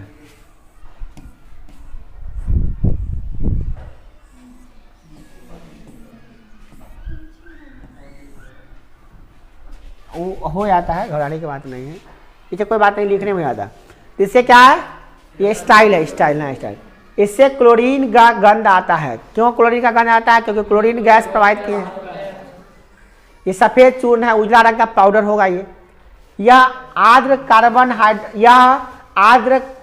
कार्बन डाइऑक्साइड के साथ अभिक्रिया करके क्लोरीन गैस बनाता है। आर्द्र कार्बन डाइऑक्साइड, आर्द्र कार्बन डाइऑक्साइड समझते हैं? कार्बन डाइऑक्साइड का मतलब होता है CO2। क्या होता है? CO2। आर्द्र माने होता है जिसमें पानी हो, जिसमें पानी हो उसे कहते हैं क्या? आर्द्र कार्बन डाइऑक्साइड। इसके साथ अभिक्रिया करके क्या बनाता है? क्लोरीन गैस बनाता है। मतलब क्या हुआ कि जब आप ब्लीचिंग पाउडर को क्या कीजिएगा? आर्द्र हाइड्रो ऑक्साइड के साथ अभिक्रिया करा के क्लोरीन गैस बना सकते हैं इससे आप, है ना? क्लोरीन गैस को बना भी सकते हैं इससे। कथा ना पढ़िए। जल से अभिक्रिया करके कैल्शियम क्लोराइड तथा कैल्शियम हाइपोक्लोराइड देता है। याद कर लीजिए, ये सब गुण है इसका। यह अम्ल के साथ अभिक्रिया करके क्लोरीन गैस बनाता है। क्या बनाता है? ये जितना ज़्यादा इंपॉर्टेंट है इसका कि कैसे बनाते हैं, उससे कई गुना ज़्यादा इंपॉर्टेंट है कि इसका उपयोग क्या होता है। परीक्षा में ज़्यादातर इसका उपयोग पूछा गया है, इसका साधारण नाम पूछा गया है, इसका अनुसूत्र पूछा गया है। याद कर लीजिएगा, याद कर लीजिए परीक्षा में क्या क्या चीज़ पूछा जाता है। फिर से बता देते हैं आपको, हम ध्यान से समझ लीजिए परीक्षा में क्या क्या चीज पूछा जाता है। परीक्षा में सबसे ज्यादा पूछा गया है क्या कि भैया ये जो आप देख रहे हैं क्या,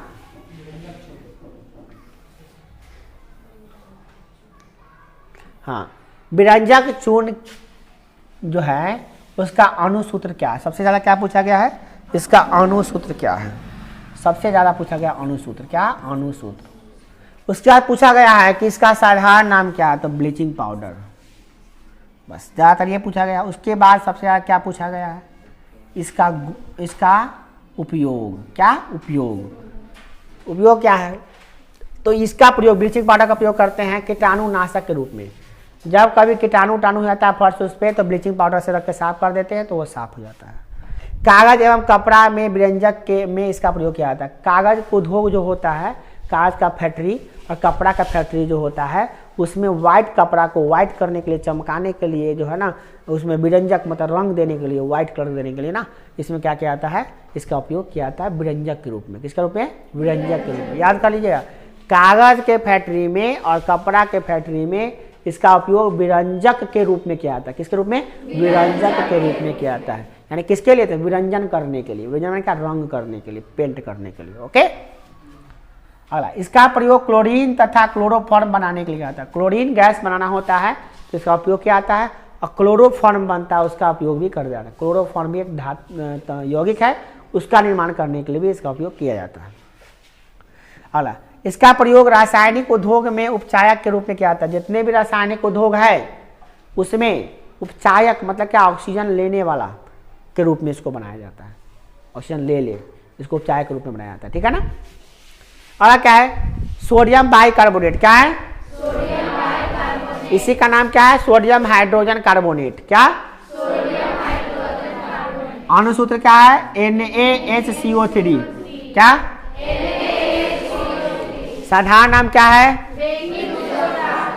बनाने की विधि, कच्चे पदार्थ में सोडियम क्लोराइड का उपयोग करके इसका निर्माण किया जाता है। कोई भी कच्चा पदार्थ में क्या करते हैं? सोडियम क्लोराइड को डाल दीजिएगा तो इसका निर्माण हो जाएगा।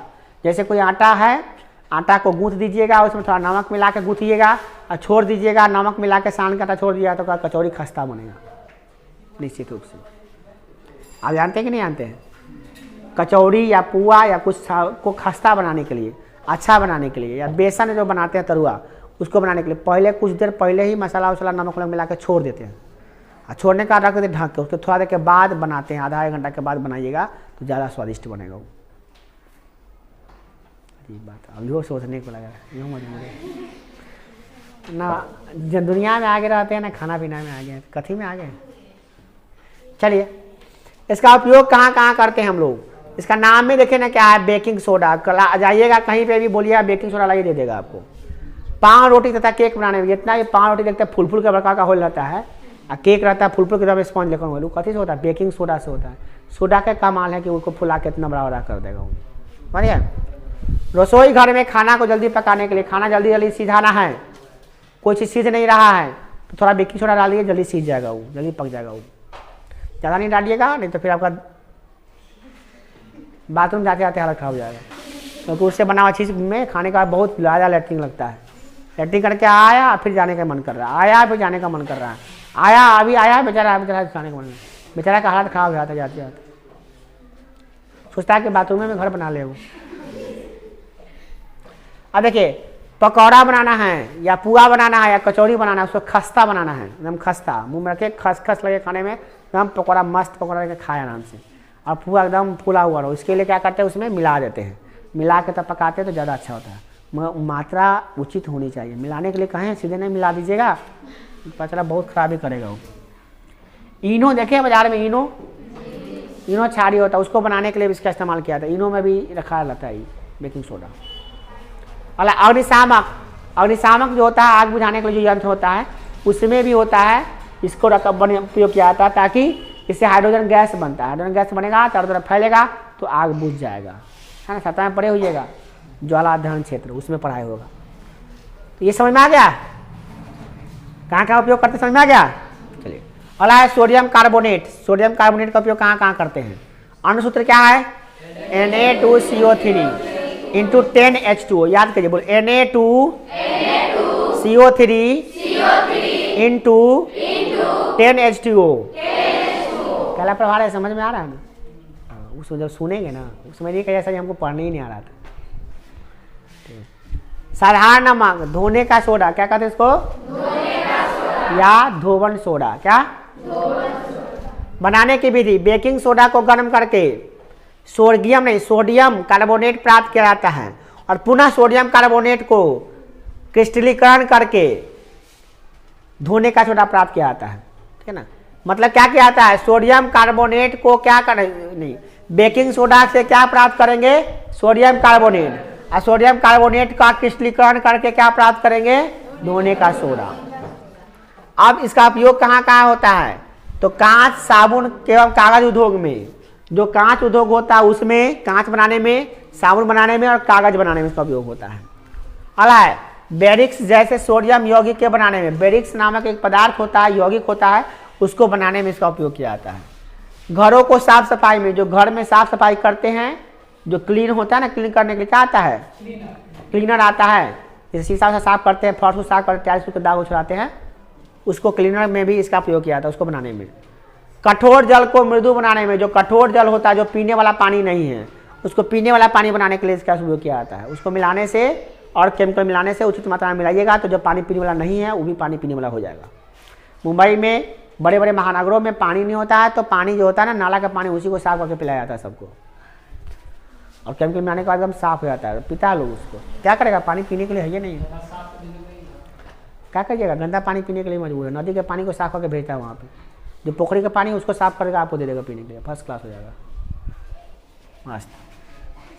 मोड़ी में का पानी देखे हैं, उसको भी लेकर साफ कर देगा, अब पीने वाला बना देगा। और देखिए अगला आपका प्लास्टर ऑफ पेरिस। क्या, इसको कहते हैं कैल्शियम सल्फेट। क्या कहते हैं,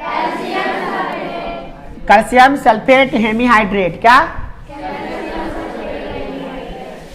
हेमी या अर्ध हाइड्रेट, याद करिए, कैल्शियम सल्फेट अर्ध हाइड्रेट। हेमी माने होता है आधा, हेमी माने क्या होता है, आधा, तो अर्ध हाइड्रेट कहिए चाहे हेमी हाइड्रेट कहिए, दोनों में से कोई कहिए, बात तो बराबर है। अन्य सूत्र क्या है, बोलो CaSO4 इंटू हाफ H2O, इसको कहते हैं अर्ध हाइड्रेट। क्या कहते हैं? अर्ध माने आधा, हाइड्रेट। समझ में आ गया? इसको कैसे बनाते हैं? जिप्सम को, जिप्सम समझते हैं जिससे सीमेंट बनता है, जिप्सम को 373 डिग्री केल्विन पर गर्म करते हैं और गर्म करने के बाद इसके अणुओं को त्याग करके कैल्शियम सल्फेट अर्ध हाइड्रेट, अर्थ नहीं, अर्ध हाइड्रेट का निर्माण करता है। ठीक है ना? इसका उपयोग किसके लिए होता है? मूर्ति बनाने के लिए। हड्डी टूट जाता है तो प्लास्टर करने के लिए होता है ना, प्लास्टर पर पेरिस लगाता है, उसको मरहम पट्टी लगा देगा, पट्टी लगाने के बाद प्लास्टर पेरिस लगा देगा, एकदम कठोर हो जाएगा, पत्थर जैसा मजबूत हो जाता है। होता है कि नहीं होता है? मूर्ति का संचा जो बनता है, दुर्गा मैया जो बनते हैं, गणेश जी बनाते हैं, जो मूर्ति का संचा होता है, उस संचा में मिट्टी रख के थोपता है, निकालेगा तो मूर्ति का मुंह बन जाता है। संचा देखे हैं? संचा, उस संचा बनाने के लिए भी इसका प्रयोग है। संचा बनता है इससे। असो संचा के हाथ का उंगली, पैर का उंगली सब कैसे बनाता है? वो सब मूर्ति जो बनते देखे हैं, माटी ले लेगा, माटी उधर कर में थोप देगा, थोपने के बाद निकालेगा तो मूर्ति का मुंह रहेगा, ये हाथ रहेगा, ये उंगली रहेगा, रहता है ना, उसको चपका के बनाता है ना। मूर्तिकार कैसे बनाता है? आपको कैसे लगता है? मिट्टी कैसे काट के बनाया? नहीं, काट के नहीं, संचा में डाल देता है, संचा से बनता है वो सब। समझे? तो मूर्ति नहीं बनता इसे, संचा। हाँ, मूर्ति बनाने के लिए उपयोग भी होता है, इससे मूर्ति भी बनता है, मजबूत मूर्ति बनता है, मगर थोड़ा महंगा आ जाता है। महंगा मूर्ति, हल्का रंग का, हल्का मूर्ति होगा एकदम। हाथ में जो प्लास्टर होता है ना, प्लास्टर देखने में लगेगा कितना मोटा हो रे, भारी लग रहा हो, भारी नहीं, एकदम हल्का होता है, एकदम रूई जैसा हल्का। प्लास्टर पे सूखता है ना तो बहुत हल्का हो जाता है मूर्ति। हाँ, अगला खिलौना बनाने के लिए हल्का होता है। हनुमान जी का गदा बनाना है, कैसे बनाएगा? वैसे बनाएगा। जयमाला का स्टेज देखते हैं तो कहते हैं कि पिलर उलर ला के खड़ा कर देगा। ये पिलर कथी क्या है? ये सब उसी का ना बनाया हुआ है। पीओपी उतना मजबूत नहीं ना होता है, पीओपी जैसा ही होता है। प्लास्टर और पेरिस को नहीं कहते पीओपी। पीओपी जो आप यूज करते हैं वो बहुत हार्ड होता है, वो थोड़ा सा सॉफ्ट रहता है, उसको मुलायम बनाया जाता है ताकि थोड़ा लच जाए, फूटे नहीं, है ना। ऐसा जयमाला का जो स्टेज देखते हुईएगा तो उसमें कथी है? वो सब लगा दीवार है, दीवार थोड़ी ना है वो सब। देखते हैं ट्रक उठा के लाता है, ऐसे रख देगा, और आदमी उठा के लगा पिलर ऐसे रख देगा। अरे कितना मजबूत है भाई कि पिलर उठा के रख दिया ये लोग। पिलर नहीं, प्लास्टर ऑफ पेरिस है, POP। पी माने प्लास्टर, ओ माने ऑफ, पी माने पेरिस, POP। मार्केट में जाइएगा POP मिल जाता है, पैकेट में मिलता है 1 kilo, 2 kilo, 4 kilo, 5 kilo, 10 kilo. हाँ, पैकेट आता है, बोरा में आता है POP का, है ना। छत में डिजाइन बनाने के लिए POP का इस्तेमाल करते हैं। तक में पानी घोलिएगा तक में कठोर जम जाएगा वो, पनिया में तो ज़्यादा देर तक नहीं रख सकते हैं। घोलिए पानी में तुरंत लगाइए तो ठीक है, नहीं तो बस तक में घोल के मिल जाएगा, खराब जम जाएगा, वो कठोर हो जाएगा। वो जमने के बाद फिर फोड़ के नहीं लगा सकते हैं उसको, वो कठोर हो गया, खराब हो गया वो। POP धनी मनी लोग सब जो है ना अपना घर में लगवाता है लोग POP। गरीब आदमी के पास कहाँ से आएगा POP? बहुत महंगा आता है, बनवाना महंगा होता है, POP सस्ता होता है, बनवाना महंगा होता है। हाँ, दीवार उवाल में क्रैक उरैक हो गया है, कहीं पे क्रैक उरैक है दीवार में, चाहे खिड़की लगाया है, खिड़की से देखता है गैप है, तो गैप को भरने के लिए POP से भर देंगे तो भरा जाएगा, आराम से भरा जाएगा। POP साथ आराम से जाएगा। कोई दीवार में कहीं से पानी उनी आता है ना, तो सिंपल से कहिएगा 2 किलो POP, जितना जरूरी हो उतना POP खरीद लीजिएगा, पानी में मिलाइए, चट से जाकर बंद कर दीजिए, बंद नहीं होगा। मस्त है ना, अच्छी बात है ना। अक्सर जहाँ दीवार में केमाड़ी लगता है ना, केमाड़ी, तो केमाड़ी और दीवार के बीच में गैप हो जाता है, थोड़ा सा होता है ना, धीरे धीरे लकड़ी सिकुड़ता है, दीवार तो उतने रहता है तो गैप हो जाएगा, तो गैप को भरने के लिए भी हम लोग POP लगा देते हैं। समझ गए? भवन निर्माण, हाँ वही बोले ना, दीवार में दरार को भरने के लिए, भवन निर्माण में डिजाइन को बनाने के लिए पिलर उलर रंग बिरंग का चीज़ इससे बनता है ना। डिजाइन फूल डिजाइन तरह तरह का बनता है भवन में, तो इसका उपयोग इसमें किया जाता है।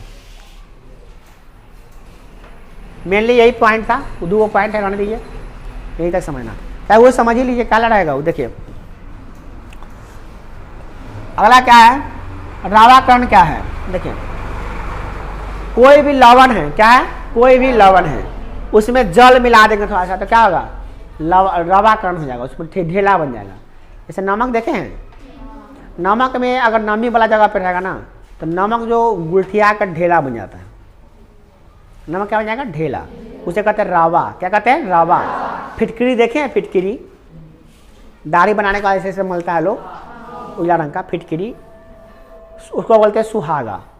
सुहागा जैसा ही होता है फिटकरी, सुहागा। तो वो फिटकरी जो होता है ना, फिटकरी क्रिस्टल है, वो रवा है। क्या है? रवा। रवा माने क्या? ढेला। मिट्टी का ढेला देखे हैं, वो रवा कहते हैं उसको, रवा। तो जब कोई लवण ठोस बन जाता है ना, क्यों ठोस बनता है? तो जल जल जाता है उसमें। जल जाएगा तो क्या होगा? जल जाने का मतलब नहीं होता है जल जाएगा। अरे पानी, पानी। जब कोई लवण में पानी जाएगा ना, यानी जल जाएगा ना, पानी जाएगा ना, तो ढेला बनेगा। क्या बनेगा? ढेला। उसी ढेला को कहेंगे रवा। और ये प्रक्रिया को कहेंगे रवाकरण। क्या कहेंगे? अगला है क्रिस्टलीकरण। लवण के एक सूत्र यौगिक में जल के निश्चित अणुओं की संख्या को क्रिस्टलन कहते हैं। क्रिस्टलन का जल कहते हैं। देखिए, जो नमक में पानी गया है बूंद, पानी के बूंद जाने से क्या बन गया? वो ढेला बना है। उसी पानी के बूंद को क्या कहते हैं? क्रिस्टलन का जल। क्रिस्टलन का जल मतलब क्रिस्टल में, उसके ढेला में जो जल है वही। वो जल फिर निकल जाएगा, सूख जाएगा, धूप में सुखा दिया तो फिर भुरभुरा हो जाएगा। कोई नमक का ढेला है ना, तो धूप में रख दे सूखने के लिए, सूखने के बाद में फिर फूट जाएगा, वो ऑटोमेटिक फूट जाएगा। क्योंकि पानी जैसे सूखेगा ढेला टूट जाएगा अपने आप। समझ में आया है कि नहीं आया? यही बात है बस, और कुछ नहीं। अब हम लोग पाठ के प्रश्न को देखेंगे, ठीक है ना।